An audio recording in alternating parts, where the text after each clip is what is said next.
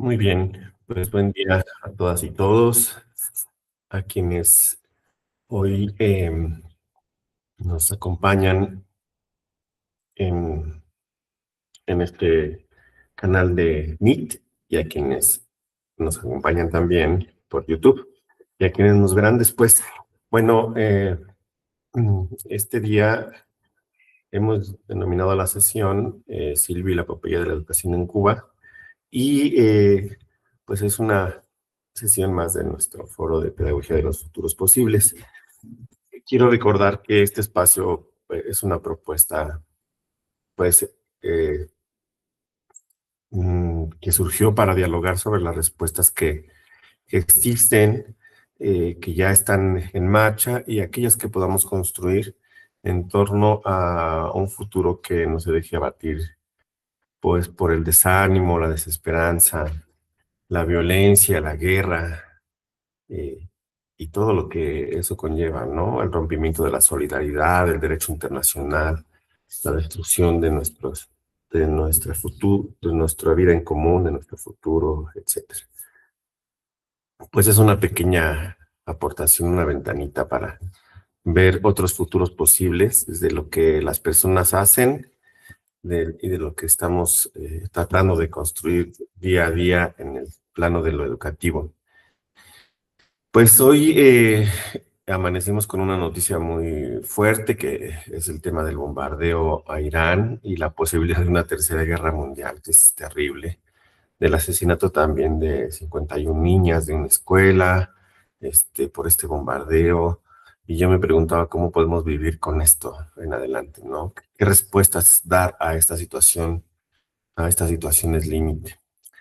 Pero bueno, quizá esta sesión de hoy del proceso cubano también pues nos lleve a reflexionar sobre otras visiones, otras experiencias que nos den un poco de esperanza y de resistir a este mundo tan cruel.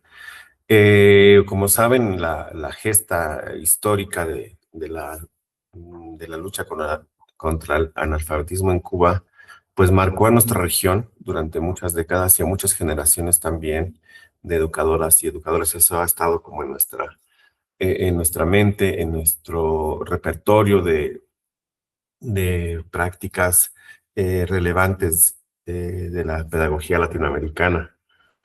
Y pues la propuesta de esta sesión es ver entre todas y todos primero el documental de Silvio, mi primera tarea, que habla de ese proceso histórico, y después tener un mensaje de un colega, Henry Rina, desde La Habana, sobre lo que hoy ocurre en Cuba en torno a la educación y abrir la charla después entre todos. Entonces, bueno, pues les agradezco mucho que se conecten, que comenten y si les parece bien, pues iniciamos con la transmisión del documental de Silvio, mi primera tarea, así que pues tomen su cafecito, su, su pan de dulce y iniciamos esa transmisión del video, del video documental de Silvio. Denme un segundito.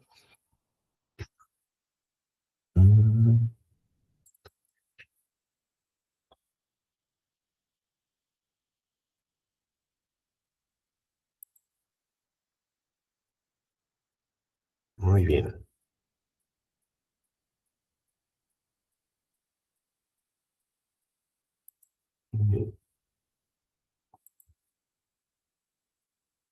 Voy a iniciar entonces con esa transmisión del documental.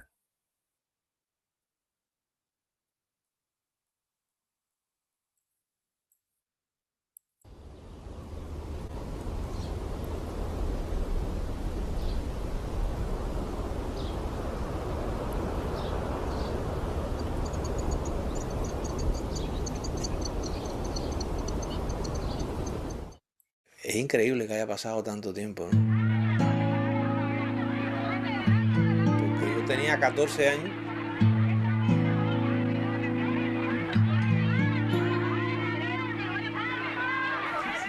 14.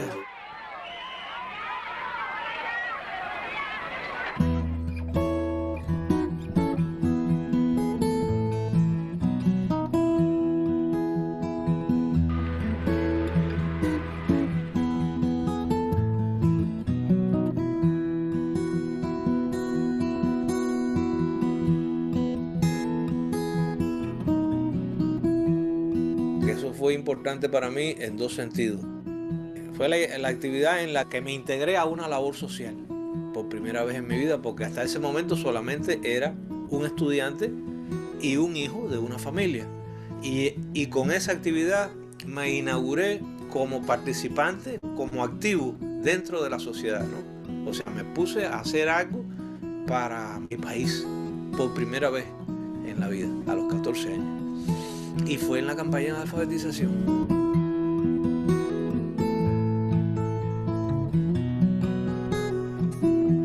Y también fue importantísimo en el sentido más personal de que fue la primera vez que me separé de mi familia. O sea, que dejé la seguridad del hogar y que me fui lejos a valerme por mis propios criterios, por mis propios pensamientos.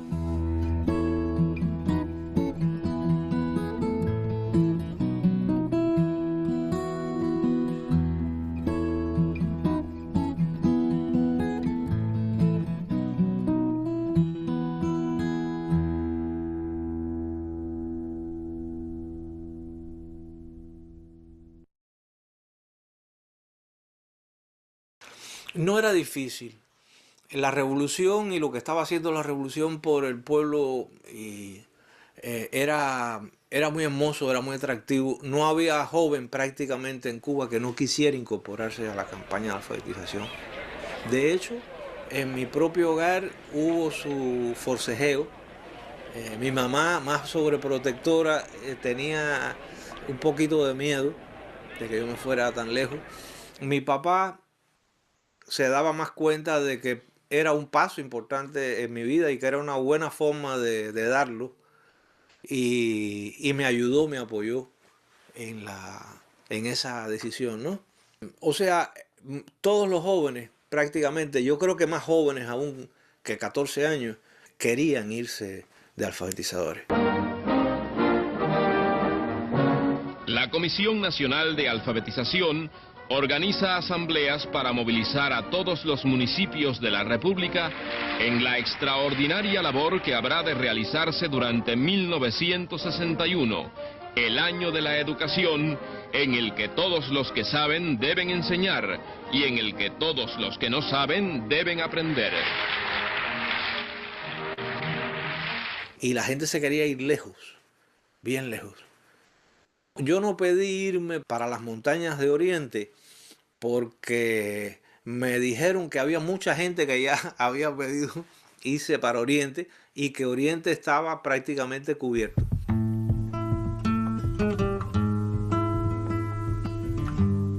Pero mi primera idea era irme para la Sierra Maestra. Lógicamente, los jóvenes, tan jóvenes como yo, teníamos muy fresco la epopeya de la Sierra Maestra y era algo que todos queríamos imitar, ¿no? En nuestras posibilidades, no liberando al país en una lucha armada, pero sí liberando al país de la lacra el analfabetismo, ¿no? Y emprendiendo una lucha que no era armada, o que era armada, pero armada con lápices y con libretas, con libros de estudio.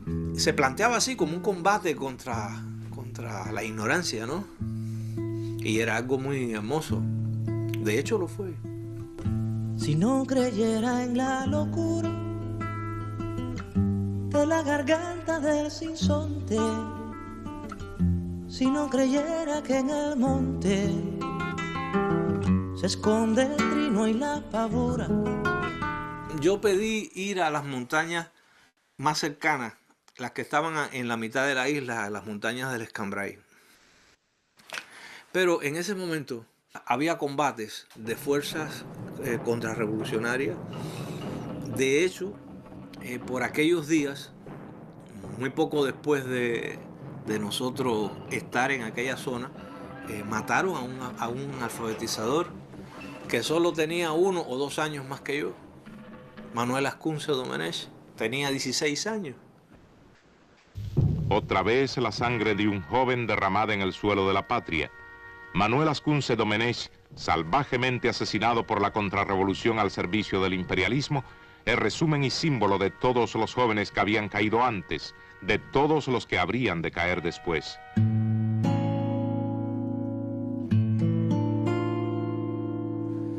y lo mataron de forma muy brutal, además.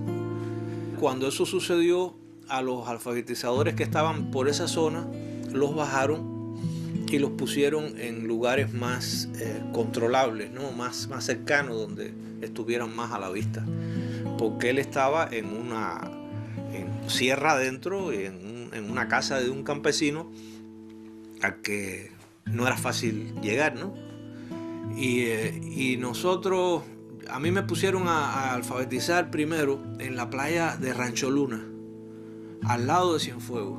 Y yo estuve alfabetizando al batallón 339 de Cienfuegos, que era de obreros y de campesinos. Ese batallón fue el primero que chocó con las tropas que vinieron por la bahía de Cochino.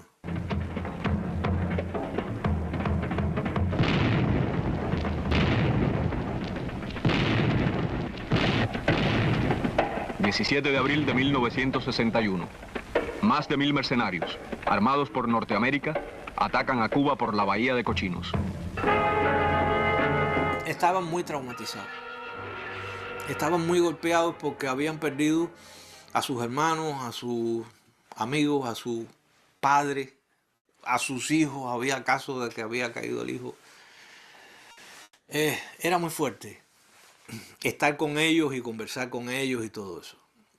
O sea que fue una experiencia en ese sentido doble para mí. Empezar a alfabetizar a personas mayores que yo, mucho mayores que yo, y por otra parte escuchar sus cuentos, sus historias recientes. Y vivíamos una vida prácticamente salvaje. Y fue muy bueno para todos nosotros esa experiencia de esos meses que estuvimos allí. Cuando el batallón se movió, yo fui trasladado para la Ciénaga de Zapata, para la casa de un campesino que hacía carbón, que era el oficio que tenía la mayoría de los campesinos que vivían en la Ciénaga de Zapata por entonces.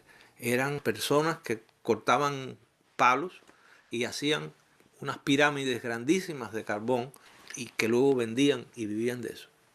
Gente muy pobre, muy pobre. ¡Cuba! ¡Cuba! Estudio, trabajo, fusil, lápiz, cartilla, manual, alfabetizar, alfabetizar, venceremos. Somos las brigadas Conrado Benítez, somos la vanguardia de la revolución. Con el libro en alto cumplimos una meta, llevar a toda Cuba la alfabetización. Por llanos y... Teníamos dos herramientas, la cartilla y el manual. Y bueno, primero era familiarizar a las personas con esos símbolos, con esos signos. Cuba, Cuba, estudio, trabajo, fusil, lápiz, cartilla, manual, alfabetizar, alfabetizar, venceremos. Empecé a alfabetizar al campesino y a su hijo mayor porque la esposa, bueno, estaba prácticamente al dar a luz, estaba embarazada y parió estando yo allí y tuve que aguantar el farol en el parto. Esa fue otra de las experiencias que tuve. Y entonces los estaba alfabetizando a ellos dos, pero me acuerdo que me conmocionó mucho cuando en una conversación que tuvimos me di cuenta de que ellos no sabían que la tierra era redonda. ¿Cómo enseñarles a leer si no tenían una noción ni siquiera de dónde vivíamos?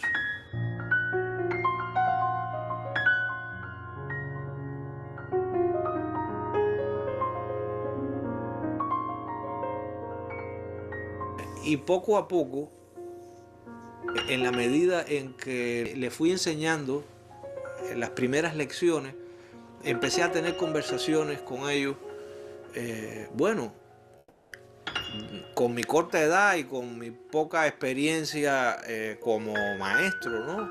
Ninguna. Un poco guiándome por la intuición de empezarles a dar una especie de cultura, de nociones, no de cultura, de nociones generales del mundo, de lo que era, dónde vivíamos. cosa que era muy difícil porque a veces me miraban un poco extraño.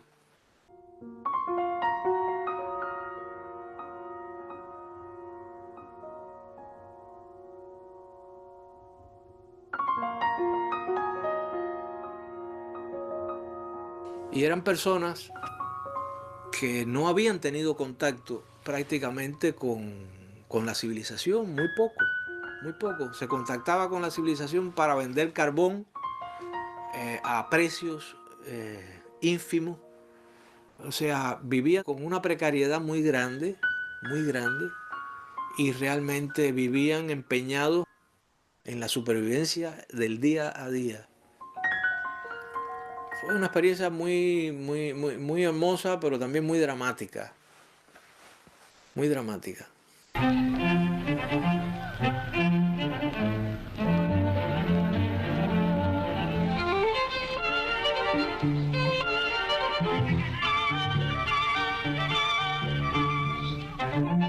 Posiblemente los que más aprendíamos éramos los que estábamos enseñando. O quizás aprendíamos tanto como ellos, o más. Porque realmente éramos niños que habíamos nacido en la ciudad. Yo no era de una familia pudiente, yo era más bien de una familia pobre. Pero hay una gran diferencia entre un niño pobre de la ciudad y un niño pobre del campo. Sobre todo en aquella Cuba, una enorme diferencia.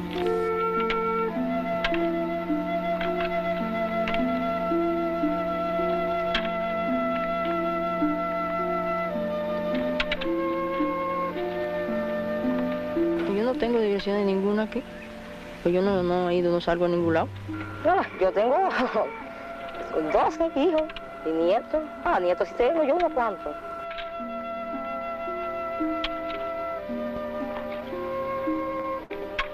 Está la diferencia de la electricidad, de la radio, de todas las nociones que maneja una persona que vive en una ciudad, de las reglas de urbanidad, de convivencia, de vivir entre muchas personas, de la cantidad de intercambio de ideas que suceden en el mundo complejo de la ciudad. Y la otra es vivir ahí en un lugar, en un bohío, localizado a muchos kilómetros del lugar de la población más cercana, donde si alguien se enferma hay que caminar kilómetros. Y nadie los ayudaba, realmente.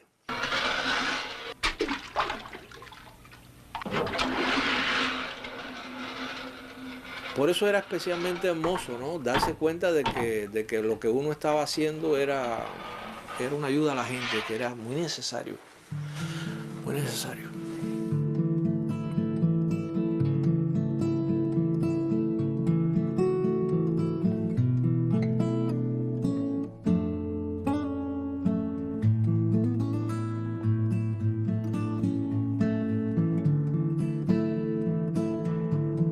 O sea, aprendí a valorarlo todo mucho mejor, ¿no?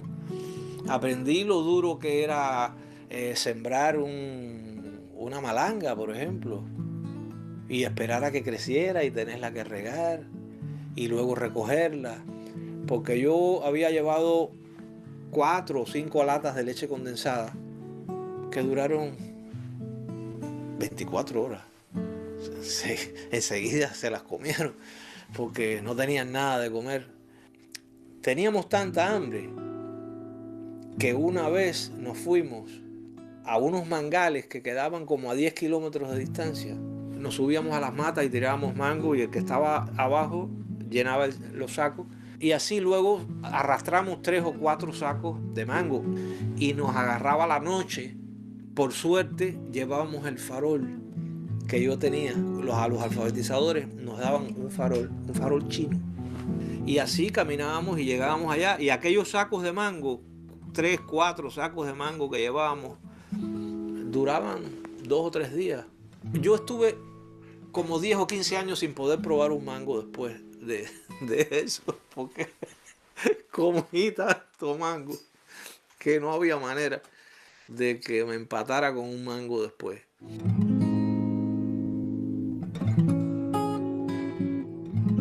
y a veces uno en la ciudad se quejaba por la comida o porque no estaba así. Ahí tuve que comer muchos días arroz mojado en manteca. O sea que cuando regresé a mi casa me di cuenta del tesoro que tenía. Nosotros éramos pobres, pero realmente no éramos pobres. Yo no sabía lo que era la pobreza. Eso es una gran enseñanza. Y eso es una enseñanza que te sirve para toda la vida.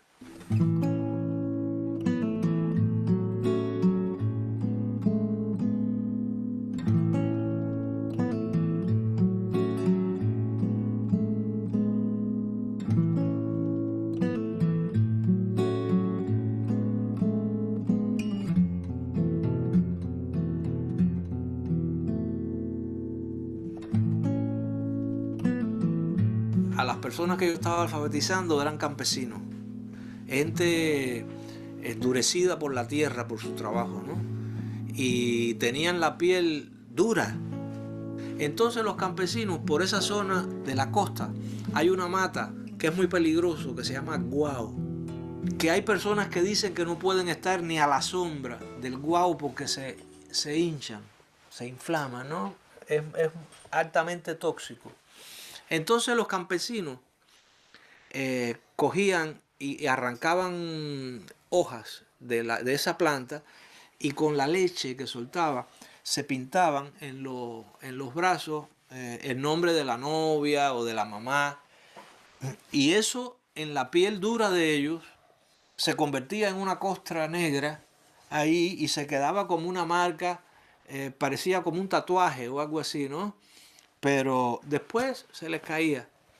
Y yo, con mi piel de niño de la ciudad, se me ocurrió la idea también de dibujarme. Ese fue el comienzo del fin de la alfabetización para mí.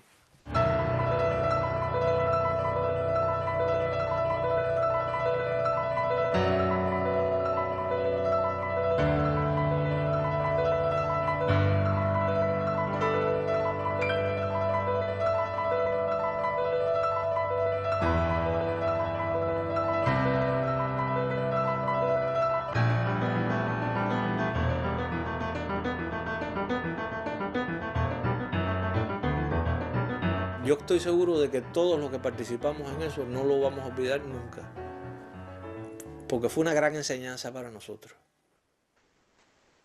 El caso mío, no sé, quizás otros, había gente de mayor edad que yo, ¿no? Como alfabetizadores que quizás habían hecho otras cosas, habían viajado, se habían separado de su familia, pero para el que le pasó lo que me pasó a mí, que por primera vez salió del seno de su familia y se enfrentó a la realidad, al mundo como era, puro y duro, fue una marca.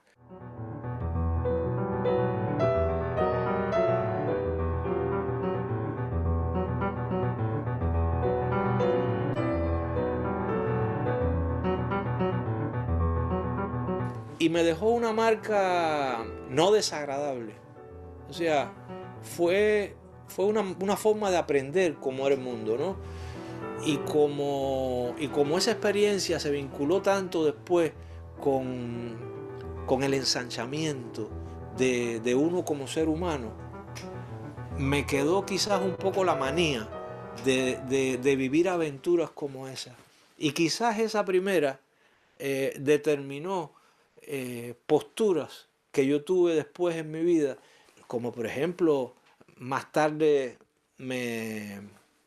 me subí a un barco de pesca y estuve 5 meses dando vueltas, ya era un hombre, pero después me fui a Angola con las tropas cubanas, voluntario además, no me llamaron, me quise ir yo. O sea, yo pienso que esa experiencia primera de la alfabetización me marcó esa parte de lanzarme al mundo a aprender y a ayudar. Esta es la nueva escuela.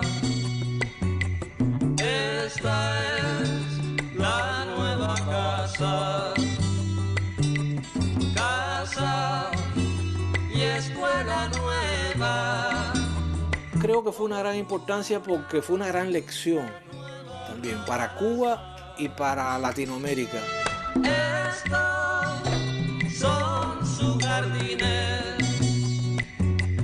Y es probable que para el mundo también, como un país pequeño de pocos recursos podía hacer una epopeya en un año con una idea brillante, sencillamente pedirles a los estudiantes secundarios que se privaran un año de su enseñanza para que ayudaran a los que no sabían. Estos que continuamos bajo la sombra más que aguerrida de aquella semilla. Vemos en estos muros un preludio. Y a esa edad, ¿quién no tiene un año para dar? Y 2 y 3 también. Entonces la idea fue genial y prendió en el espíritu de los jóvenes. Los jóvenes estaban ávidos de epopeya, todos los jóvenes de todas las épocas. Si tú le pones una epopeya adelante, se la comen. Sangre y martillo, más que vivir pura. Los jóvenes lo que quieren es tareas grandes, nobles, que los hagan crecer. Y cuando se meten en miseria es porque no hay grandeza a la vista. Pero si tienen una epopeya a la vista, van a por ella.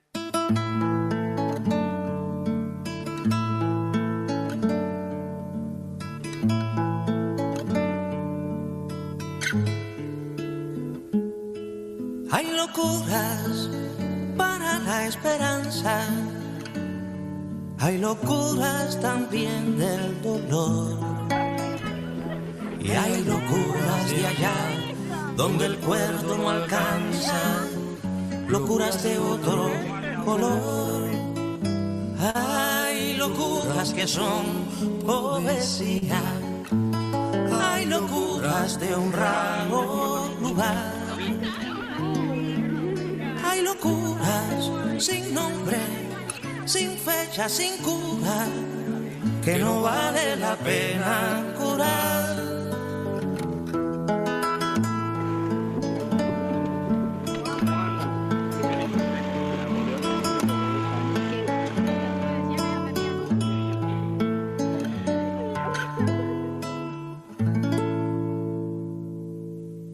Hay locuras que son la locura, personales locuras de dos.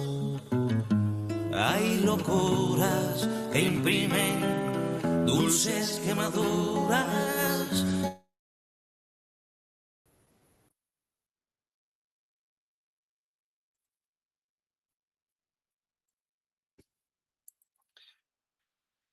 Bueno, espero que les haya gustado. Yo ya había visto antes este documental, pero pues lo vuelvo a ver y me vuelven a llegar muchas ideas, me vuelve a conmover toda esa gesta histórica. Al ratito les voy a compartir unas recomendaciones de libros y películas sobre este tema. Pero ahora quisiera, si les parece bien, compartirles también un pequeño video que nos hace llegar mi colega Henry Rina desde La Habana. Estuvimos conversando en estos días, él y yo, sobre la situación en Cuba. Decidimos que, dadas las dificultades de electricidad e internet, porque no es para nada estable en los lugares donde existe electricidad y donde hay internet, pues decidimos que mejor nos mandara un pequeño video y se los voy a compartir. Henry es un colega que conozco desde hace como 8 años. Él es un pensador, un especialista en educación y pedagogía, es un científico social y es un luchador por los derechos humanos en muchas partes del mundo, pero en especial en Latinoamérica. Entonces, les invito a escuchar lo que hace ratito me mandó Henry y después abrimos la conversación, si les parece bien. Entonces, Déjenme compartirles de nuevo mi pantalla.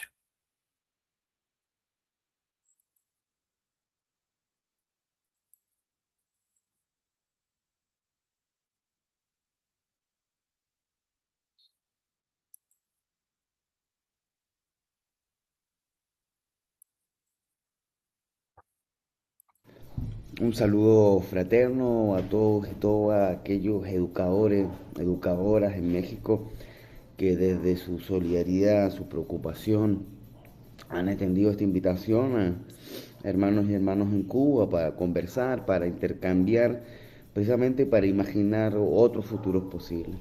En un escenario de distopia, pensar en una utopía y que precisamente desde la educación abramos esa conversación parece hoy día fundamental. Mucho se ha dicho y se ha conversado y se ha relatado sobre los impactos del bloqueo en la educación y en la vida en Cuba. Las pérdidas económicas que provoca para el sistema educativo, las limitaciones, las importaciones, como consecuencia las sanciones, las limitaciones para importar papel que impide o que limita la producción de textos escolares, las restricciones para adquirir equipamiento y tecnología que permite una falta que afecta a la actualización de la infraestructura y el equipamiento escolar, y las tensiones financieras que sin duda lo que hacen es precarizar y fragilizar la tarea docente y las condiciones laborales de muchos compañeros y compañeras. Y hoy día además, precisamente ante este asedio y esta persecución de Estados Unidos hacia este pequeño país, y que se ha expresado en restricciones para la compra y el acceso al combustible, se ha generado efectivamente una situación altamente compleja, en donde gran parte de las escuelas no cuentan con electricidad, afectando los servicios cotidianos, por ejemplo, de alimentación escolar, llevando al ministerio a tener que reorganizar instituciones educativas y reagrupar algunas escuelas. Se ha limitado profundamente el transporte para docentes y estudiantes. En definitiva, cada día sin combustible, a nuestro parecer, es una violación al derecho a la educación desde Estados Unidos contra el pueblo cubano. Y mucho más, pero precisamente no quiero detenerme en eso. Creo que hemos hablado demasiado tiempo de lo que no tiene Cuba. Es necesario conversar también, como lo ha invitado el compañero Adolfo, a lo que tiene Cuba, lo que se ha creado desde abajo a partir precisamente de estas limitaciones, y que como inventiva y como creatividad pedagógica emerge precisamente como una utopía real, en tiempo real, y que permite comprender cómo precisamente el pueblo ha respondido a este asedio imperialista del gobierno de los Estados Unidos. Por eso precisamente quiero hablar de la capacidad creadora, tanto del Estado en revolución como de escuelas y docentes en revolución, y que emprenden precisamente ese proceso de transformación desde la vida cotidiana. Hablar de esa inventiva, de esos saberes, de esas prácticas que nacen desde abajo. Quiero hablar, por ejemplo, de la creación del primer Sistema Nacional de Educación Universal y Gratuito en América Latina y el Caribe, y que puso fin a un legado histórico de exclusión. Quiero hablar de un sistema que concibe la escuela, como decía Martí, como el principal centro cultural del país. Un país que la propia UNESCO reconoció como territorio libre de analfabetismo gracias a muchos jóvenes, incluido Silvio, que tomaron un bolígrafo, tomaron un lápiz y partieron el monte a compartir la palabra. No solamente la palabra para decodificar un sistema, sino también la palabra para aprender a leer el mundo. Esa apuesta permitió que Cuba fuera de los primeros territorios libres de analfabetismo en la región y en el mundo. Una isla que alcanzó el 100% de cobertura en educación inicial, que amplió la educación rural, que vinculó la educación con el trabajo y que precisamente ha hecho carne y hueso la educación popular dentro del sistema educativo. Y por supuesto un país que soñó también con llevar el derecho a la educación más allá de sus propias fronteras, con el programa Yo Sí Puedo, alfabetizando más de 10 millones de personas a lo largo de todo el mundo. Quiero hablarles de escuelas que entretejen su práctica con el territorio en una suerte de edupanismo, de educación a cielo abierto, que se expande y que se confunde con la vida, escuelas que son comunitarias no solamente porque la familia y el pueblo está dentro, sino porque cuya centralidad es la ampliación y reproducción de la común. Escuelas que nos invitan a imaginar otros futuros posibles. Porque como decía Silvio, y he preferido hablar de cosas imposibles porque de lo posible ya se sabe demasiado. Hoy la escuela cubana está bajo un asedio y es necesaria la máxima solidaridad internacional.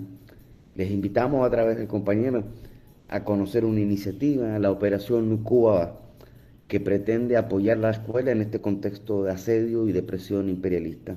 Les envío un abrazo gigante, solidario, a agradecerles por su preocupación y les esperamos acá en Cuba para precisamente conocer las experiencias de un pueblo que ha construido, que ha hecho de la educación el centro de su desarrollo como sociedad. Muchas gracias y le envío un abrazo gigante.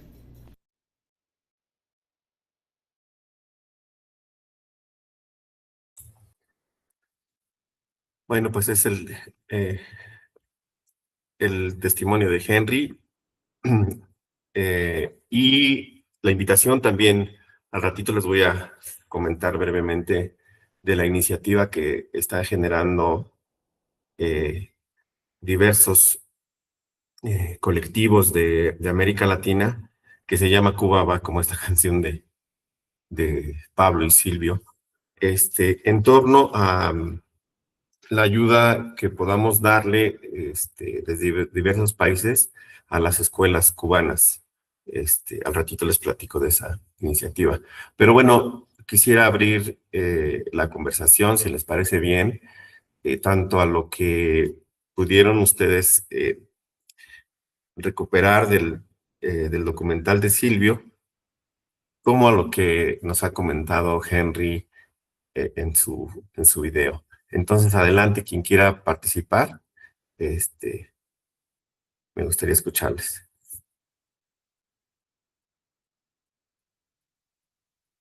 Adelante, Liz. Y luego Hola, yo. muchas gracias. Pues bueno, ya van varias veces que veo el documental y como que cada vez le veo algo más que no le había visto, ¿no? Pero me parece una idea muy audaz lo que hizo Cuba y una labor muy noble, pero al mismo tiempo pues muy atrevida en términos pues eran niños, ¿no? Y mandarlos a meterse a las entrañas de las comunidades, que hasta la fecha yo no me explico cómo es que esas comunidades se desarrollan y va la gente y se mete a donde no hay nada, ¿no? Y, y no tienen a veces ni siquiera cerca agua, y lo vemos aquí en México incluso también, ¿no? Vas en la carretera y de repente ves allá arriba en la montaña una casita, dos casitas solas, ¿no? Eh, pero, pero creo que al mismo tiempo de que fue una labor muy noble y qué padre que haya sido tan exitosa, también fue muy arriesgada en el sentido de cuidar a los niños, que pues bueno, realmente no fueron cuidados, ¿no? Esos jóvenes, y realmente qué tanto consentimiento real podían dar esos jóvenes. Claro, la emoción, eran jóvenes de secundaria, por favor, y la emoción era todo, ¿no? Qué bien que que el saldo fue muy positivo, y creo que es un modelo, que lo más bonito que tiene ese modelo es esa forma de ayuda que deberíamos de recuperar de alguna manera, que se supone que deberíamos de tenerlo en en el servicio social que hacen los estudiantes y que sin embargo no llega a tener ese impacto real, pero que es una manera de formar, y es una manera de formar con algo que no tenemos los educadores los medios reales para exponerlos a esas condiciones reales, ¿no? Porque al final de cuentas la escuela son entornos muy cuidados y esas experiencias de tener una inmersión real con la sociedad en un entorno diferente y además que necesita ayuda, y diferente al que han crecido, creo que es muy enriquecedor para los estudiantes, para los jóvenes en general, y que deberíamos de recuperar un poquito esa parte.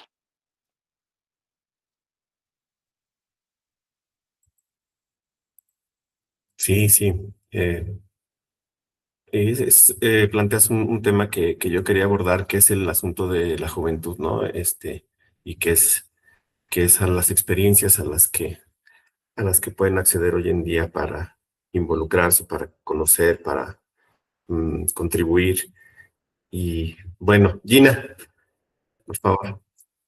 Sí, hola, muchas gracias. Justamente yo quisiera iniciar con una reflexión sobre las juventudes, precisamente, porque son muchas las líneas que puede uno encontrar, pues, y que te pueden inspirar.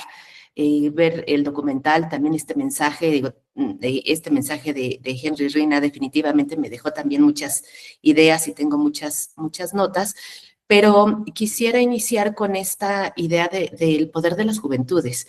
A mí me parece muy inspirador escuchar este relato, esta experiencia de Silvio, como lo son también muchas otras, y rescatar esto, como dice, a partir de una idea brillante, de una idea genial, de una idea poderosa, y cómo a partir de eso se organiza todo un pueblo, cómo hay, a partir de la colectividad, de la unidad, se puede resolver un problema tan grande, tan complejo, tan profundo como como la falta de, como el problema del analfabetismo, ¿no? Pero ahí la fuerza principal es la de las juventudes. Entonces, cuando habla de esto, de cómo los jóvenes necesitan esas... él le llama esas epopeyas enfrente, esas tareas nobles enfrente para unirse, y dice, si les pones delante cualquier epopeya grande, cualquier tarea noble, van por ella, ¿no? Y entonces eso me lleva a pensar qué hacemos hoy en todos los países, qué hacemos hoy aquí en México, por ejemplo, cómo estamos concibiendo a las juventudes, como estos sujetos de derechos que además tienen voz y que además pueden participar de una manera transformadora en la sociedad o no. O sea, él inicia diciendo, yo hasta ese momento era solo un estudiante y solo un hijo de familia, y a partir de ahí empieza a transformar, o sea, empieza a concebirse como sujeto que transforma la sociedad, que puede hacer algo por su país a los 14 años. Y como él lo dice, había chicos mucho más, más jóvenes que él, ¿no? Entonces, ¿cómo estamos viendo hoy el poder de las juventudes e incluso de las infancias? ¿Qué tanto estamos impulsando ese poder que tienen también, o les estamos dejando ser? Porque a veces lo único que necesitan es ese espacio para ser, ¿no? Tener modelos que seguir, tener tareas nobles, tener, como dice Silvio, epopeyas por cuáles ir. Y creo que Cuba es uno de los grandes, o si no, el más grande ejemplo que tenemos de cómo esa colectividad y cómo esa unión y cómo ese motivar el poder de las juventudes transforma un país y va mucho más allá, porque ya nos lo decía también en el mensaje Henry Rina, ¿no? También fue una acción que impactó hacia afuera del mundo a millones de personas.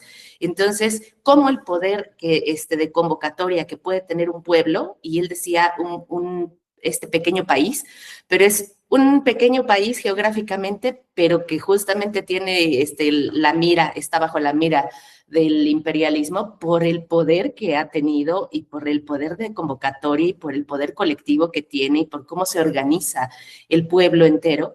y el poder de sus juventudes. Entonces, creo que ese es un punto que a mí me parece muy importante y en cuanto a la campaña de alfabetización, también pensar que no es nada más una campaña educativa, o sea, en esta parte de pensar que fue una campaña cultural, pero me hizo pensar muchas cosas también, justamente apoyado en las juventudes, porque entonces se volvió una campaña que se volvió un imaginario de igualdad para el país.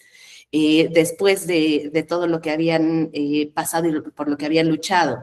Y también es un relato de dignidad del pueblo cubano, creo que es importante, pero además ese relato es construido en la colectividad y creo que ahí está también gran parte de su riqueza. Y es también un ejemplo de su identidad como nación, asociada al conocimiento, asociada a la educación, y a la educación yo la llevaría también al bienestar. Y eso me llevó a relacionarlo con lo que se ha platicado en sesiones anteriores que hemos estado hablando sobre las violencias y la paz, porque la cultura, en este caso, y está siendo como ese cemento, como esas bases simbólicas también para la construcción de paz. Y entonces pienso justo en lo que hemos hablado tanto de que la paz no es esa ausencia de conflicto, y a partir de esto que estuve reflexionando sobre este video, pienso que entonces sí se refuerza también esta idea de la paz como construcción de un sentido compartido, ¿no? Y este ejemplo de la campaña de alfabetización de Cuba, pues creo que es un gran ejemplo de cómo se construye paz a partir de la colectividad, ¿no? Muchas gracias, Gina. Sí, has dicho cosas muy, muy importantes que yo creo que no tiene caso repetir, pero creo que has dado muy bien esa línea de cómo el derecho a la juventud a participar, a ser protagonista, a ser parte de una gran idea, de una gran gesta, puede seguir esa línea hasta, como tú dices, a dar identidad, paz, dignidad a todo un pueblo. Está muy bien ese recuento que haces. Muchas gracias. Katy. Hola, buenos días. Un reencuentro muy bonito de nuevo. Realmente el video me conmovió muchísimo y me hizo recordar justamente parte de mi historia personal, de mi historia familiar, de mi historia en mis inicios en el magisterio. Y porque Silvio fue y ha sido también un compañero desde, para mí, desde tiempos remotos. Su música, sus presentaciones y este sentido que ya lo comentaban Liz y Gina tan puntualmente, de cómo hacer que un pueblo se mueva, y se mueva con un sentido y se mueva con una meta común. Fíjate que me hizo pensar que cuando Andrés Manuel llegó a la presidencia, yo decía: "Si nos convoca a reforestar, yo voy". A ver, mexicanas y mexicanos, vamos a reforestar el país. Yo me apunto. Yo me apunto. Mexicanas y mexicanos, vamos a las escuelas más alejadas y vamos en esta campaña de recuperar el derecho a la educación, de ponerlo en acto para los niños y niñas, porque además recordemos que en nuestro país prácticamente todavía a estas alturas, casi la mitad de escuelas públicas de educación básica están ubicadas en las zonas más vulnerables y más alejadas, en las sierras de nuestro país, ¿no? Y cuando decía Silvio, es diferente ser un niño pobre en la ciudad a ser un niño pobre en el campo. Y lo vemos, ya decía, ya lo decían hace un ratito. Uno va por la carretera y ves las escuelas también así, destartaladas, y hay como pueden sosteniéndose cuando vas a las comunidades. Y estos videos que dicen, Le vamos a dar a la maestra la plaza bien lejos, en donde tiene que cruzar el río y tiene que cruzar la selva y tiene que irse en el lodo. Y ahí va la maestra. Ahí va la maestra y ahí va la maestra en el burro y ahí va la maestra y los maestros en los camioncitos que pone la comunidad para irlos a recoger y llevarlos hasta donde están viviendo y donde van a ir a enseñar. Y entonces todas esas cosas me hacen pensar en que los maestros de la ciudad, yo lo estoy hablando por mí, ay, somos bien comodinos. A mí luego me da mucho coraje, me enoja mucho que mis compañeros de la Ciudad de México se quejen. De todo se quejan, nada les parece. No quieren hacer muchas cosas. Hay muchos maestros que sí, maestras que sí, pero hay otros que, ay, se quejan. Digo, cuando en la ciudad lo tenemos todo. Y fíjate que justo me hizo recordar esta experiencia a Adolfo, que tú conoces cuando llevamos a la generación anterior de nuestros maestros al Valle de Mezquital. Cuando ves la pobreza allí, cuando no hay maquillaje de escenarios pomposos, lujosos, donde está la realidad de las comunidades, en este caso visitamos con comunidades indígenas, albergues, bueno, casas de la niñez, y nuestros jóvenes maestros se conmovieron. Y hubo un cambio, o sea, lo notamos, hubo un cambio en su discurso, hubo un cambio hasta en su actitud para estudiar y para presentar sus avances de investigación, que no tenían que ver con esos contextos, sino tenían que ver con el sentido de la docencia, del ser maestro hoy. Entonces, justo este poder del que ustedes están hablando, también lo veo en los maestros jóvenes, cuando encuentran ese sentido de ser maestra, de ser maestro, y que reconocen que hay tantos que hacen un esfuerzo extraordinario. O me recordaba también hace un ratito de los maestros que en las recientes lluvias pasadas de octubre, o cuando fueron septiembre, octubre, los maestros de las telesecundarias y que quedaron atrapados, de las secundarias, de las primarias, que quedaron atrapados en las escuelas en los momentos de más precipitación, porque pues no dio tiempo de salir, ¿no? Y bueno, y yo les decía a mis compañeros, y nadie pensamos en ellos. Ay, las lluvias, un desastre, ay, ya se llevó la carretera, ya se llevó las casas. Oigan, ¿y las escuelas? ¿Y nuestros compañeros que están atrapados? Y justo esta generación se movilizó en torno a donaciones para las familias de los maestros de las zonas afectadas. Es decir, en efecto, los maestros jóvenes y las juventudes necesitan motivos fuertes, motivos que los sacudan. Y a mí me siguen sacudiendo todas estas experiencias. Lo que dice Henry me apachurra el corazón porque he tenido oportunidad de estar 2 veces en Cuba.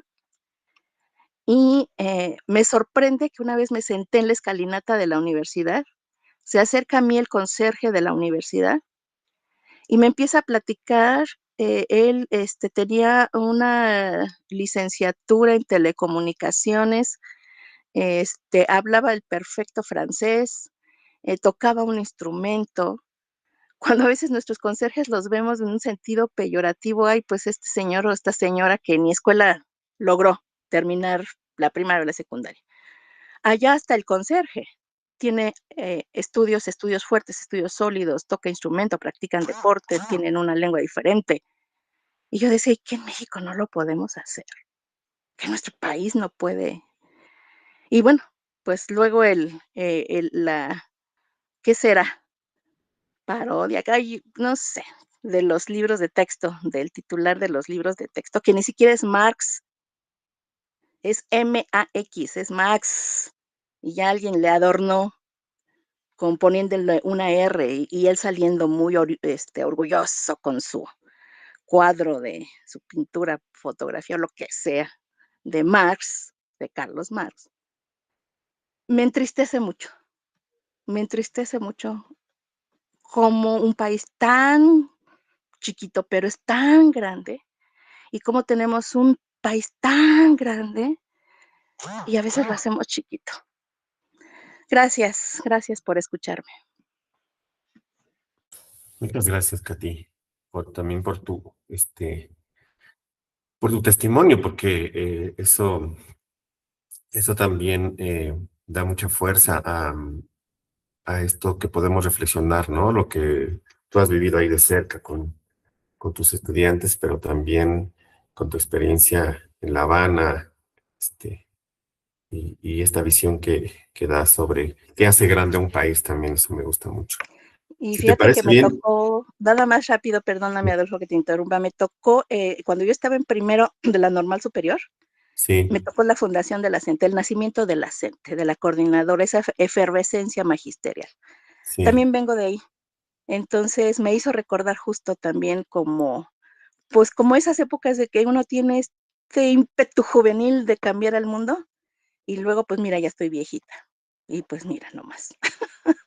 No, no, no, Miren nomás, compañeras. pero creo que también hablas muy bien de dos cosas rápidamente quisiera decir. Uno, de la pobreza. ¿Qué es ser pobre hoy, no? Porque bien lo decía Silvio, bueno, ahí me di cuenta que nuestra pobreza no es la misma que otra pobreza, ¿no? ¿Y qué significa hoy ser pobre? Eso uno. Y lo otro también, que el ímpetu de la juventud, pues no solamente es en edad, también creo que es en aspiraciones, en visiones, en esa fuerza, convicción y emoción que nos puede hacer salir adelante. Pero, Denise, ¿te parece bien que nos comentes? Buenos días a todos. Bueno, buenos días. Buenos días a todos. Pues yo pienso que como al resto sí me generó mucha nostalgia, pero también me hizo recordar cuando iba en primero de secundaria, que empezó en México, el proyecto de alfabetización. Recuerdo muy bien, tengo una hermana mayor que yo, 6 años, y ella quería irse y pensé cómo los proyectos pueden funcionar diferente en cada país, porque pienso yo que la intención en ese momento era la de pues lograr alfabetizar, o al menos así eran los comerciales, eran muy conmovedores y veías a las personas que iban a alfabetizar, que eran jóvenes. A la mayoría se les pedía eso, que dieran un año de su tiempo para ir a alfabetizar a comunidades. Desconozco en qué terminó y por qué terminó. Investigando un poco veo que tiene relación con reformas que hubo políticas y se instauraron algunos planes y demás, pero no se concretó, no se logró. Y pensé en cómo actualmente en las secundarias nos piden buscar personas que sean analfabetas y nos dan la responsabilidad, en mi caso como función de orientadora, de alfabetizarlos. Pero literalmente es como para darles el documento, no para hacer el proceso, porque sabemos que los tiempos son muy complejos, muy complejos. Y como yo creo que una frase tan poderosa que hay que darles epopeyas a los jóvenes, si te quiebra el corazón como educador, piensas, ¿qué estoy dando? Recién pasa el consejo técnico y estamos en temporada de evaluaciones. Mi directora matutina les hace la pregunta, les dice a los maestros, elijan a 3 alumnos que ya no tienen futuro. A mí me resonó tanto y la verdad quería participar, pero dije, no. Y escuchaba, ¿no? Cómo hablaban de uno de los que fuera mi alumno en primero, Tadeo, que es huérfano de madre, está a cargo de sus abuelos que son oaxaqueños y que en una Navidad me regalaron un platón, un frutero pintado por la señora. Dije, ¿cómo pueden decir que Tadeo no tiene futuro? A lo mejor no tiene futuro en la escuela para sacar un 10, un 9 o para obtener el certificado, pero ellos tienen un trabajo, ellos son muy trabajadores, son personas muy trabajadoras que tienen una empresa que hace iluminación, sonidos a diferentes lugares y el joven es muy hábil porque la abuelita me lo comentaba y él tuvo la oportunidad de habilitar la escuela. Entonces me dejó pensando bastante en cómo son necesarios esos espacios en los que los jóvenes tengan epopeyas y que desde los maestros tengamos epopeyas de futuro para con los alumnos. Y dije, ¿cómo puede ser tan grave que digan, elijan 3 alumnos que ya no tienen futuro? No pueden ser más de 3, porque algunos querían elegir 6, ¿no? ¿Y a qué se refieren con eso? Como para ponerse de acuerdo en estar aprobado contigo, sí, también conmigo. Ah, bueno, que no, conmigo alcanzaría un 6, pero ayudándolo. No, no lo ayudes, para que, o sea, se quede verdaderamente sin esa opción de seguir a otro nivel, ¿no? No sé, es un conflicto muy, muy fuerte, lo que se vive a veces en las escuelas, pero repito, tiene que ver mucho con esta tan fuerte que hay que seguir teniendo y fortaleciendo esa epopeya de vida. Y otra, tengo la experiencia en el turno vespertino de tener 3 alumnos cubanos y cómo ver esta transformación, como los mismos tutores me comentan de lo que están comentando, o sea, todo lo que está ocurriendo en Cuba antes de que se vinieran. Los jóvenes me cuentan de cómo los sábados ellos limpiaban su escuela, las diferencias que existen, cómo los podemos incluir para evaluarlos, porque también ha sido complejo esa parte. Los maestros no estamos preparados para hacer adecuaciones, estamos muy saturados. También a veces no me gustaría culparnos del todo, porque yo misma me he sentido muy saturada y que a veces uno no alcanza a abarcar todo lo que la educación implica, todos los esfuerzos que implica la educación en un país pobre, en un país violentado desde su estructura.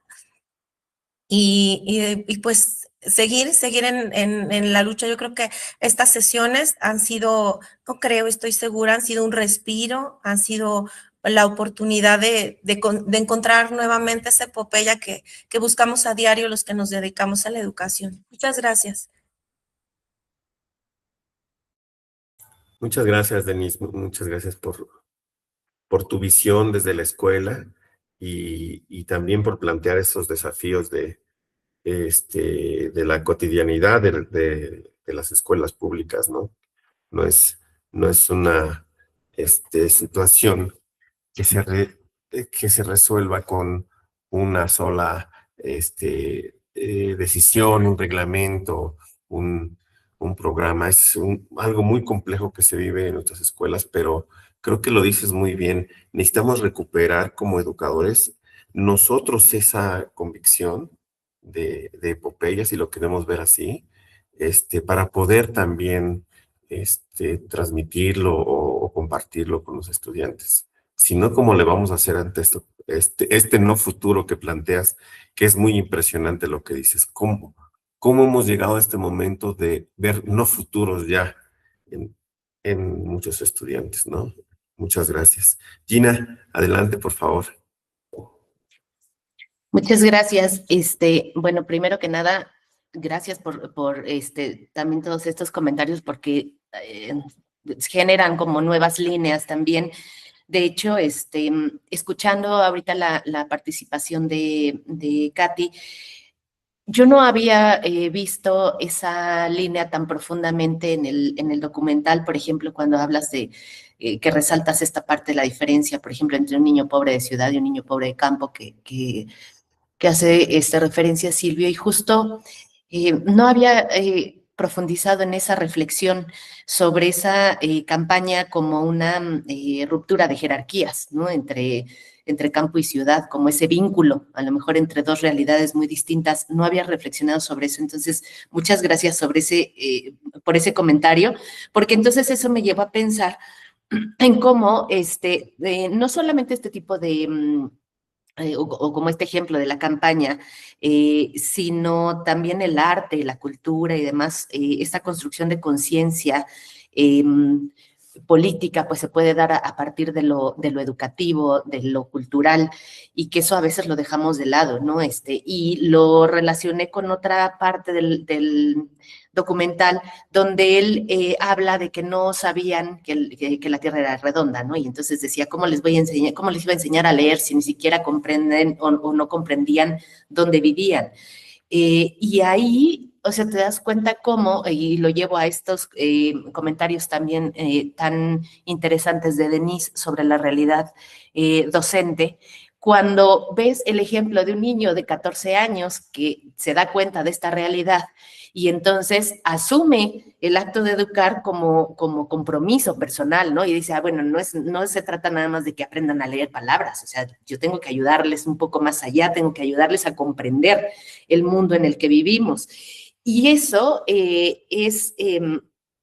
eso es el ejemplo, creo que más claro también, o uno de los ejemplos más claros de cómo la educación es también una experiencia ética, es una experiencia de transformación, pero no solamente de transformación del que está aprendiendo, sino de quien está ejerciendo la enseñanza también. Entonces, creo que ahí hay una parte también muy importante que es qué hace él, por ejemplo, con todo esto que vive, con todas estas experiencias o como él llama, con todas estas aventuras que después decide emprender a lo largo de su vida y cómo las va transformando en su canción, ¿no? En arte, y que ahí pues me lleva a otro tipo de reflexiones diferentes también de la canción, del arte, como experiencias transformadoras, como herramientas políticas, como herramientas pedagógicas también, ¿no? Pero quisiera cerrar, en lugar de irme por esa línea, que quizás se toque más adelante, que veía ahorita en los comentarios también de YouTube, varias personas que comentan que si las juventudes hoy en día realmente se alinearían, se sumarían a algún llamado como ¿no? Alguna causa como esta. Y escuchando también aquí las experiencias de Katy, de Denise, y en muchos contextos se da, yo sí lo he visto, yo he visto también campañas de alfabetización lideradas en escuelas particulares, incluso con chicos de preparatoria, de secundaria. Digo, me tocó vivir de cerca una experiencia con Andrés Suárez, que se dedica a la alfabetización desde hace muchos años, que dirige este colectivo de ADECO, con puros jóvenes alfabetizadores, y se han dedicado a extender ese trabajo de alfabetización en el país, y ver cómo se van sumando de manera voluntaria y cómo dan, por ejemplo, pensar que un chico, una chica de secundaria, de preparatoria, esté dispuesto a dar voluntariamente sus vacaciones, cuando sabemos que tienen muchas cosas en mente, pero la dan para alfabetizar y se preparan durante todo un ciclo escolar para ir a alfabetizar, y lo asumen con un compromiso verdaderamente genuino. Tan es así que después egresan de la preparatoria y muchos de ellos llevan 6, 7, 10, 15 años dedicándose, además de sus líneas laborales, profesionales, siguen dedicándose a la alfabetización y siguen fomentando la formación de jóvenes alfabetizadores. Entonces, la alfabetización es solamente un ejemplo de todo lo que pueden hacer las juventudes y a todo lo que se pueden sumar las juventudes, pero yo sí creo que a veces los obstáculos están en los adultos alrededor, en la sociedad adulta que no cree en ese poder de las juventudes.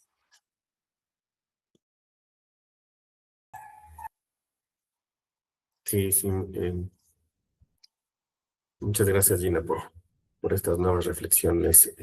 También que recuperas lo que dijeron anteriormente. Y sí, creo que voy a utilizar una frase que le escuché una vez a una conferencista que decía que quizá es mejor ver lo que ya se está haciendo que pensar en lo que se podría hacer, ¿no?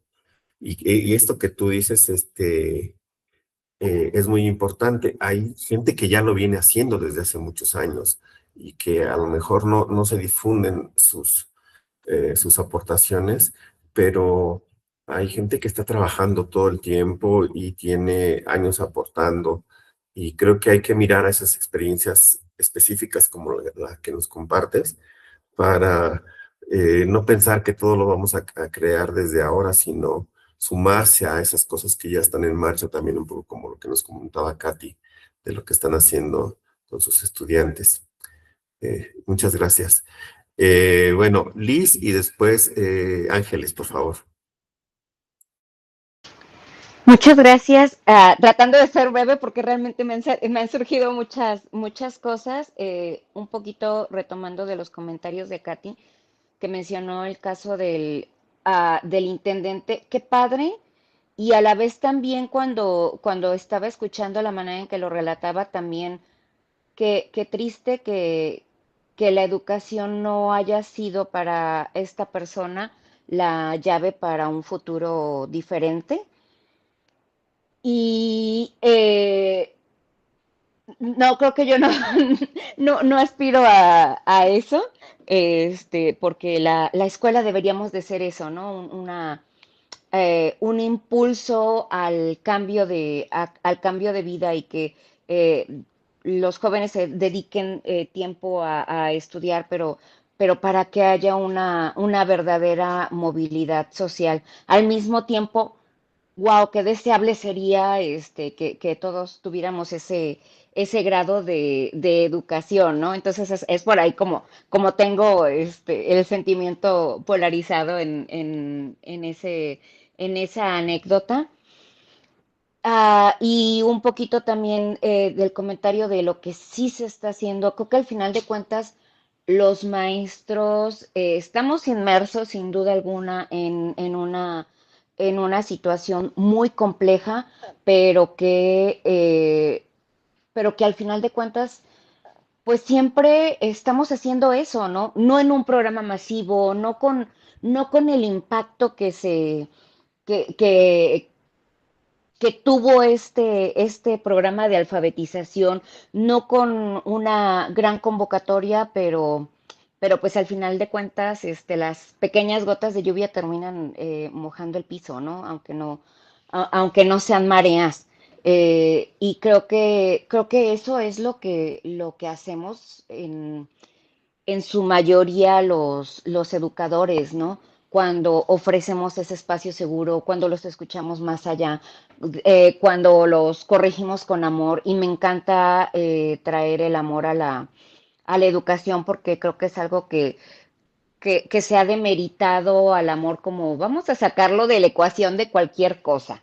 Y creo que solamente en el amor se puede generar un entorno fértil para que las personas crezcan y para que las personas realmente aprendan y que justamente todas estas cosas de participación en programas o que se hacen sin una participación, pero en el momento en que nos volvemos empáticos con alguien y nos quedamos explicándole 5 minutos más, que son pequeños actos de amor y que al final de cuentas pues también son los que nutren ambas partes, ¿no? Porque por un lado, nutre al estudiante, a la persona, cambia vidas, pero también, como dicen, va cambiando nuestra vida. Y realmente si sacáramos todas esas pequeñas cosas de nuestro actuar cotidiano, ¿qué nos quedaría? Yo creo que sería una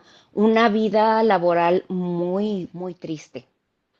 Y esa es mi pequeño reflexión con todas estas interesantes participaciones que han estado teniendo. Muchas gracias, Liz. Muchas gracias. Ángeles, por favor. Estás en silencio.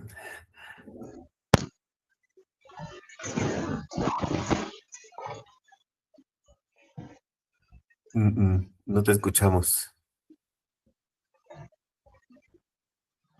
A ver.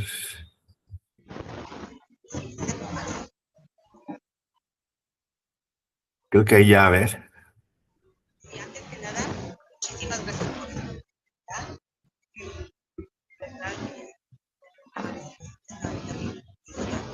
La escuela tendría que ser en lugares más. Te seguimos escuchando muy lejano. ¿Por qué será? Lo voy a cambiar. Sí, adelante.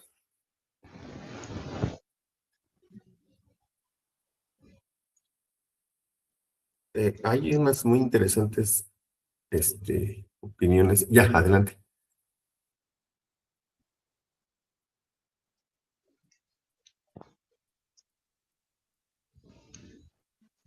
Esperemos que Ángeles se conecte pronto, pero estaba viendo las participaciones,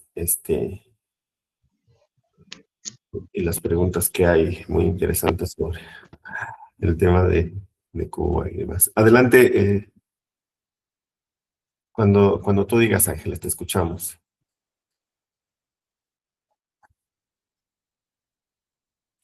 Algo pasa que no te escuches, o solo que sea yo, pero o las demás si la escuchan, Ángeles.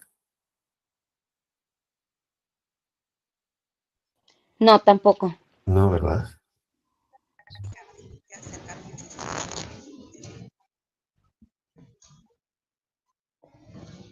¿Así me escuchan? Ahí sí, sí. Sí, Ujú. sí, gracias. Bueno, antes que nada, muchísimas gracias por esta oportunidad. Amanecimos con esta terrible noticia. Quienes somos maestros de preescolar, de la educación básica, pues pensamos en tantos niños cuando la escuela tendría que ser uno de sus lugares seguros, ¿no? Bueno, eso, por otra parte, al igual que tú, Adolfo, yo ya había había visto varias veces el documental. Cada vez que lo veo es como mi cuarta vez. Se ven cosas y se piensan en cosas. Y justamente, pues Cuba es un ejemplo de compromiso con esta campaña de alfabetización, de verdad, para que la UNESCO haya declarado a Cuba como un país libre de analfabetismo. Bueno, eso se ve. Tuve la oportunidad de ir en el 2004, me parece, y pues sí, el nivel cultural de los habitantes de Cuba sorprende. El taxista me había dicho, me dijo, el que me llevó a mi hotel, dice, ¿de dónde vienen? Y le digo, de México. Dice, justo acabo de terminar de leer un libro sobre la historia de Francisco Villa. Qué interesante, ¿no? Él diciéndome eso, y yo no he leído algo más que lo que nos enseñan en toda la educación, ¿no? En toda la formación. La guía de turismo que nos llevó a un recorrido a lo del cañonazo y todo esto tenía nivel de maestría. Entonces, bueno, sorprende. Y justamente regresando al documental, como dice Silvio, ellos me enseñaron a leer el mundo. Estas ideas tan profundas que nos recuerdan pues también la campaña de Paulo Freire en Brasil. Y recuerdo también a un comentario que hizo un cubano, ahora que nos hiciste la invitación en Facebook de esta actividad del día de hoy. Él dijo, él expresó que también fue alfabetizador en esa campaña y que su hermana de secundaria también quería ser. Entonces, bueno, esa fuerza que hizo, que fue posible para que tantos jóvenes de esta edad quisieran participar. Y eso me lleva también a las campañas que hemos tenido aquí en México. Bueno, yo cuando fui estudiante de la normal, en los 80s, participé en la campaña de vacunación contra el polio, ¿no? Y de verdad, pensar en, pues sí, nos mandaron y ahora lo pienso con respecto a la inseguridad que hay en nuestro país, pues nos mandaron a colonias, pues sí, muy pobres, con muchos problemas, pues sí, sociales. Y también me lleva a pensar en estas acciones ahora con el comentario de la maestra María Catalina. Hace poco, por parte de la gobernadora Delfina en el Estado de México, convocaron a los maestros a plantar árboles y ese día no fueron a dar clases y fueron a plantar árboles. Para mí fue algo, pues, un gran aliciente, un gran ejemplo para sus alumnos, ¿no? Enseñaron, a pesar de que no estuvieron en la escuela, enseñaron que con pequeñas acciones podemos contribuir a un bien común. Entonces, pero lo que más me sorprende, porque yo ya soy maestra jubilada, fue ver los comentarios tan desprovistos de este compromiso social de tantos docentes, de que miren, aquí me tienen, pues sí, quejándose del momento, ¿no? Y no pensando en esa oportunidad de enseñar con el ejemplo, que, que es una frase que nos da el gran poeta y educador Martí: quien pretenda educar, hágalo con el ejemplo. Muchas gracias, muchas gracias. Muchas gracias, Ángeles, por esto que comentas. La verdad, es también muy inspirador lo que nos compartes y te agradezco mucho ese esfuerzo por conectarte, por participar. Y sí, como dices, tenemos que ver lo que está pasando ahora. Estos esfuerzos como de la reforestación, lo que se está diciendo, todo eso en las redes, lo que comentan, etcétera. Creo que esas lecturas tenemos que hacer hoy para, primero, no caer en juzgar, ¿no? De manera moral, si está bien o mal, sino entender por qué está ocurriendo eso, de por qué no se suman o no nos sumamos a estos llamados, y también recuperar las voces que sí se suman y que dicen, nosotros lo vamos a hacer, no importa, no es que nos den algo, pero nosotros lo vamos a hacer, vamos a compartir, vamos a dejar un día o muchos días de lo que podemos hacer personalmente en favor de los demás. O sea, hay que recuperar esas historias, como la historia del pueblo cubano, que ha sido una historia de amistad con los pueblos del mundo. Creo que esas historias necesitamos recuperar para contrarrestar el desánimo y la desesperanza que a veces cunde en nuestras comunidades educativas. Yo quisiera brevemente compartirles unas preguntas que yo tenía preparadas, pero que ya en el transcurso de la charla fui modificando, y quisiera un poco con eso ir cerrando esta sesión. Y eso, ¿no? Preguntarnos qué grandeza ponemos a la vista de las juventudes para que vayan o vayamos por una epopeya de transformación. Qué grandes ideas hoy necesitamos construir con ellas, con ellos o entre todos para no caer en ese desánimo. Preguntarnos cuáles son aquellas causas amplias y nobles por las cuales estaríamos dispuestos a dar un año más de nuestras vidas, como diría Silvio. Recuerdo a los instructores del CONAFE, por ejemplo, que se van 2 años a dar parte de su vida por la educación comunitaria. También tenemos esos ejemplos en México. Y también preguntar qué si no es la educación y la cultura lo que puede hacer grande un pueblo, como decían ahora, ¿no? Esa fortaleza interior, ese conocimiento, ese saber que da también fortalezas a un pueblo, y no las armas, no la riqueza pasando por encima de los demás, sino la cultura y la educación. Ángeles dice, sí, esas cartas que mandaron unos niños, creo que de Chiapas a los niños cubanos, también son muestras de esperanza y de lo que la gente puede ver en la educación, en la solidaridad. Bueno, esta frase de Silvio, que es, yo no me había referido antes para el nombre de este espacio, que es el Pedagogía de los Futuros Posibles, pero Henry la recuperó muy bien y habla de hablar de lo imposible, porque de lo posible se sabe demasiado. Una frase muy, muy bella de una de las canciones de Silvio. Y quería cerrar con unas recomendaciones. Primero, esta película del brigadista, que ustedes la pueden encontrar en YouTube, que es, ese no es un documental, es una película con actores y todo, pero es una película muy bella, es creo que de los años 70, 78, 79, pero se les recomiendo. En YouTube la pueden encontrar completa. Es muy, muy bella. Y habla un poco de lo que Silvio también ahí comenta. Hay este documental que yo lo he querido conseguir, porque lo vi una vez en Canal 14, pero es un muy buen documental. Se llama Despertar y es la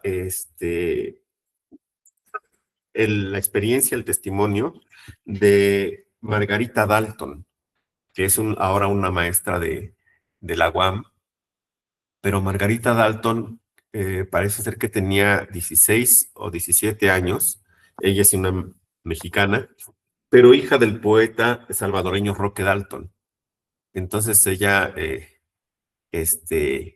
cuando tenía 16 años, se casó con José Agustín, el escritor, porque querían irse a alfabetizar a Cuba. Hubo 23 mexicanos y mexicanas que se fueron a Cuba a alfabetizar en esos años, justo en el año de la alfabetización en el que participó Silvio. Y tanto Margarita Dalton como José Agustín se embarcaron, se casaron a escondidas de sus padres y fueron a alfabetizar a Cuba. Y ella hace un recuento después de varios años, de lo que fue participar como mexicana en ese proceso, y fue la brigadista extranjera que le tocó dar el discurso ante Fidel Castro después que regresara de las comunidades. Entonces, es un documental maravilloso. Yo le escribí personalmente a Margarita, pero no me ha respondido porque me parece que ese documental tendría que circular más. Y bueno, esa es una recomendación también. Cuando puedan verlo, se los recomiendo mucho. De esa experiencia que les decía que José Agustín se casó con Margarita Dalton, está este libro que es Diario de Brigadista de José Agustín.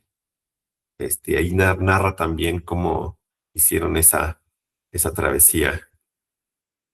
Hay otro libro que es muy bello que me regaló Gina, que es se llama Un año sin domingos, que es esta idea de que damos durante todo un año, todos nuestros domingos, toda una eh, aportación para que como jóvenes podamos vencer ese flagelo del analfabetismo, ¿no?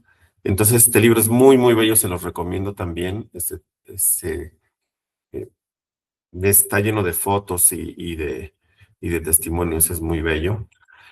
Y por último, quiero compartirles que Henry habló de una iniciativa que se llama Cuba Va. Es una iniciativa que se trata de apoyar con materiales escolares a las escuelas cubanas. Es una campaña internacional y la idea es reunir materiales escolares para 100 escuelas. ¿De qué se trata eso de materiales escolares? De comprar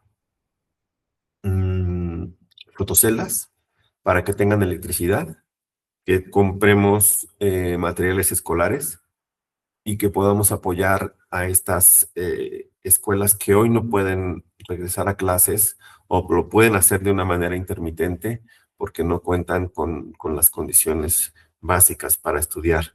Y eso tiene que ver también con la alimentación, el transporte, etcétera.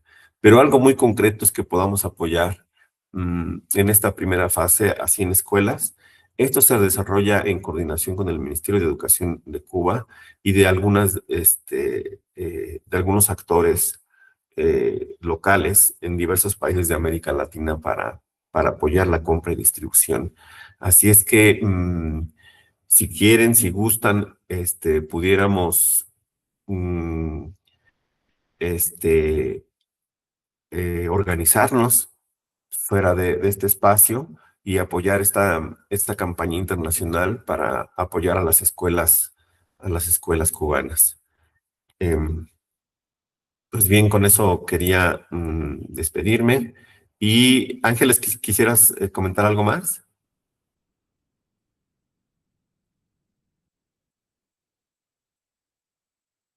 Bueno. Bueno, por acá dice Katy que la reciente acción en el Zócalo de acopio fue muy buena. Sí, esa continúa, parece ser que continúa, pero esa fue una situación de acopio en general, ¿no? De medicinas, de alimentos, pero esta está enfocada a las escuelas.